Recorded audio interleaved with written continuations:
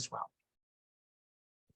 Now, thinking about resistance to fatigue, if we're looking at high intensity exercises like bodybuilding, again, weightlifting, those are my most common examples of, very heavy intensity exercise. We're going to have a lot of glycolytic fibers involved, and that's going to result in a lot of buildup of lactate, right, that lactic acid. And so we want to think about how the muscles will be affected here. Because the muscles are bigger, the contractions are going to actually compress blood vessels. And we're also going to see a lot of depletion of acetylcholine, what we call neuromuscular fatigue. So remember, at the neuromuscular junction, in order for that synaptic signal to cross from the motor neuron to the motor end plate, there needs to be vesicles that contain neurotransmitter acetylcholine.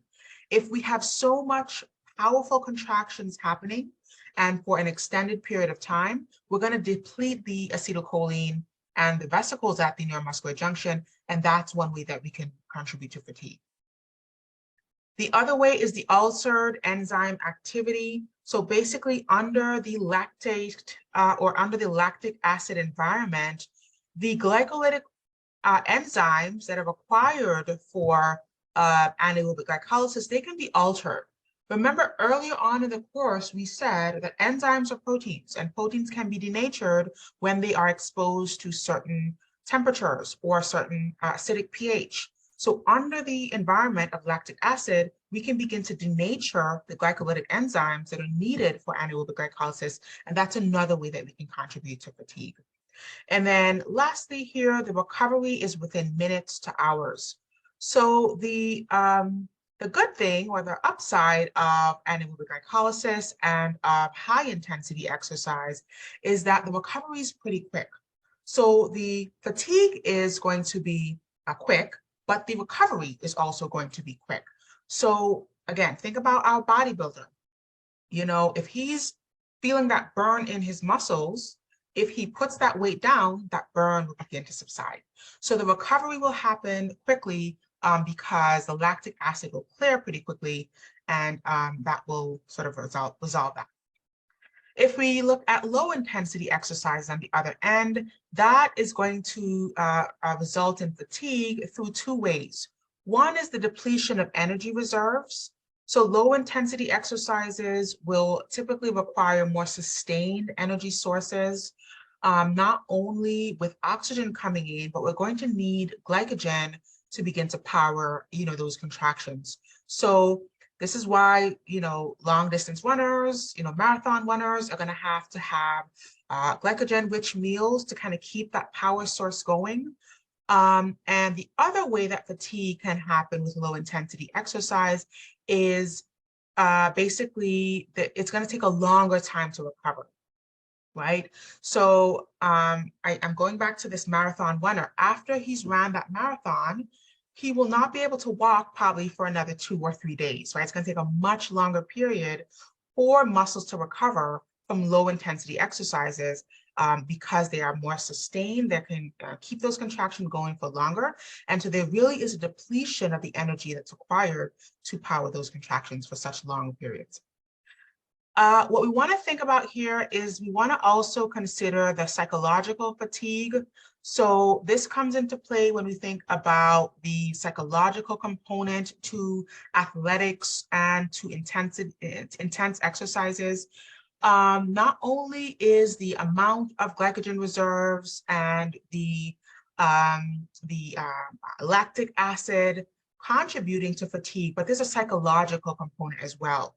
So when you're in the gym and you're motivated and you're excited about the workout, or if you're an athlete and you have a game or an event and you're excited and motivated about that, you will tend to perform better, right? You will tend to be able to sustain, if it's a marathon you're running and you're motivated, you will tend to be able to sustain that much longer. But the minute you give up psychologically, your muscles too will also physiologically feel that connection, and they too will give out.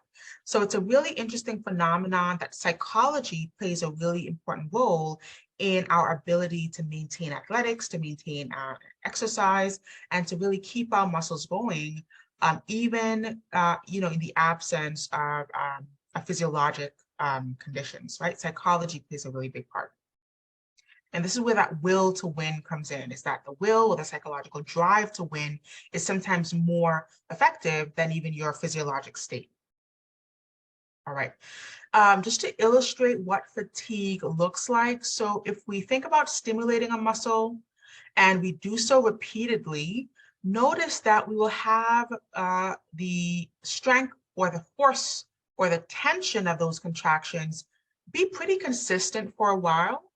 And then there's going to become a time where that consistency begins to wane, begins to drop off. The amount of tension or force being produced from those muscles will eventually begin to drop off. And that is what fatigue is. Fatigue is under the conditions of continually stimulating a muscle and continual force generation. There comes a time when the muscle can no longer keep that amount of force generation consistent, and it's going to drop off.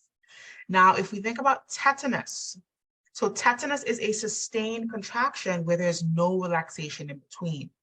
After an episode of tetanus, then we have fatigue.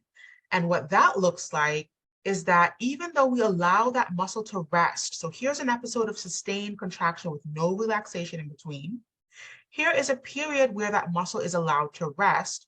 And notice when it begins to contract a subsequent time, it's no longer able to maintain that contraction for as long a duration as it did initially, right? So this is another way that fatigue can show up. So fatigue can show up with the force generation dropping off after stimulation consistently, but fatigue can also show up in after the muscle is allowed to rest and it contracts again, it can no longer provide the same amount of force as it did before that period of rest. All right, the last thing I want to look at here with regard to muscle fiber types is thinking about the long-term response to muscle exercise. This is what I refer to as muscle conditioning. So basically, the type of activity that you continually ask your muscles to do is going to influence the type of metabolic processes that the muscle is trained or conditioned to do. This is why athletes undergo vigorous training, because they have to expose their muscles to the type of aerobic or anaerobic, right? The type of intensity and the type of ATP production that they are going to rely on in order to be at their peak performance. So if you think about aerobic types of exercises, so walking, light jogging, swimming, house cleaning, those types of exercises will increase our oxidative capacity. We will have some fast glycolytic fibers that can be converted into fast oxidative fibers.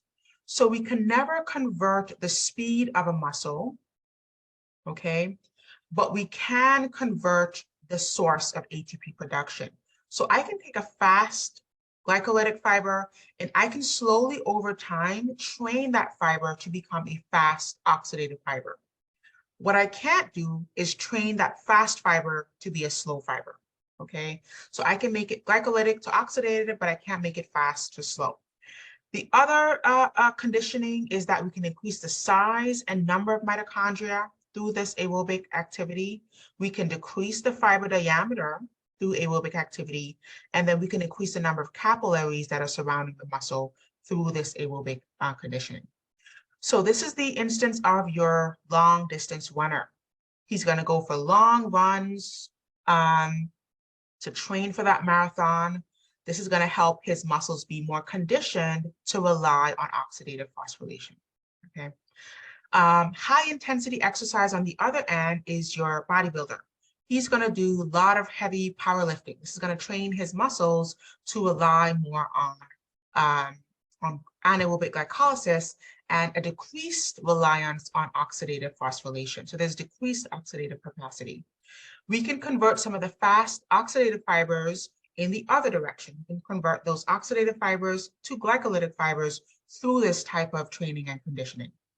We are going to decrease the size and number of mitochondria because that's not really important for anaerobic glycolysis. And then we're going to increase the fiber diameter which is what those bodybuilders want, right? To get those big, bulky muscles. And then we're going to likewise decrease or reduce the resistance to fatigue, okay? So basically, when, as physicians or cardiologists will advise their patients to do more aerobic types of exercises because it's just better for the heart. It's less demand on the heart. It is more healthy in terms of the vascular system. So you have lots of capillaries developing, which is going to bring lots of oxygen to those muscles.